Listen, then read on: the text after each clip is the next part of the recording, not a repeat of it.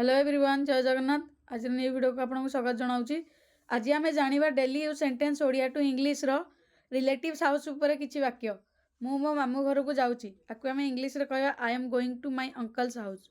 मु मो मामू घर को जाऊँगी को आम इंग्लिश रे कहवा I am going to my uncle's house. Next, मो पीसा घर बहुत सुंदर।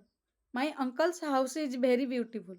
मो पीसा घर बहुत सुंदर को आम इंग्लिश रे कहवा my uncle's house is very beautiful.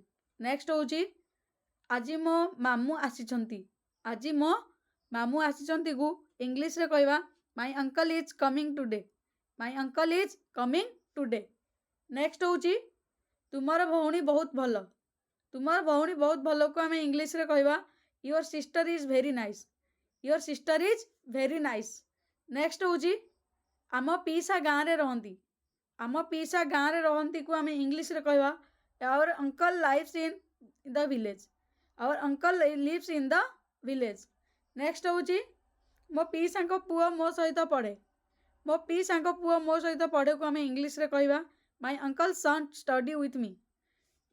मो पीसा पुओ मो सहित पढ़े को आम इंग्लिश रे कहवा my uncle son studies with me. Next होची मो मामू को घरे बड़ उत्सव हेउची।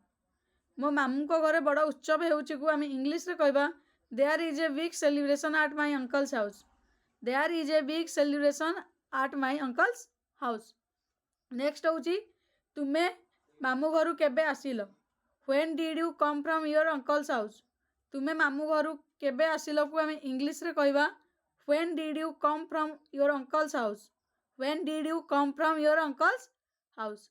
यहीपरि डेली यूज सेंटेंस जानापी चैनल को सब्सक्राइब करूँ। जदि वीडियोटी भल लगी कमेंट निश्चिंत जनातु।